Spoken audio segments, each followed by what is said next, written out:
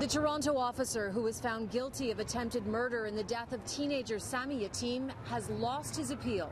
Constable James Forcillo was sentenced to 6 years behind bars in connection with the 2013 shooting of Yatim. The 18-year-old was holding a knife aboard an empty TTC streetcar when he was shot and killed. Now, Forcillo was acquitted on a much more serious charge of attempted murder. Ultimately, the jury found that the first volley of shots was justified. Those were the shots that killed him, but the second were not. Now, and they were deemed excessive. I spoke to Forcillo's lawyer today about what options Forcillo has next. What is your client's reaction to this today? Well, he's obviously very disappointed.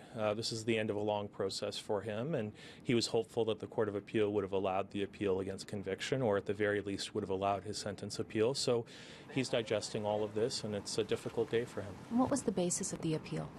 Well, there were a number of arguments that were made at the Court of Appeal. One of the most significant issues on the conviction appeal had to do with this question of splitting the transaction into two discrete legal questions in terms of the first volley and the second volley, and the Court of Appeal dealt with that issue in their lengthy judgment. What are his thoughts on what happened that night with Sammy Yatim? Does he have anything to say to the family today? Well, you know, he testified at the trial. I'm not here to be sort of his mouthpiece, as it were, to talk to the family. He gave his explanation for the events. I'm sure that doesn't sit well with the family, but he didn't start that day, as he testified, wanting to bring about the death of anyone that day. And you know, this is a very difficult day for him, but no doubt the family has had many difficult days as a result of what happened to their son. Is there any further action that can be taken, or is this it?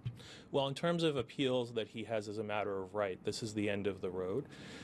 In some circumstances, the Supreme Court of Canada will grant leave to appeal to that court. We're in the process of looking at the decision carefully, and then he'll make a decision, James will, as to whether or not he wants to ask the Supreme Court of Canada if he can appeal his decision there.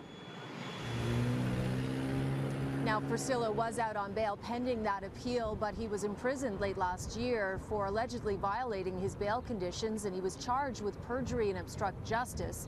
He will be back in court to face those charges a week Friday.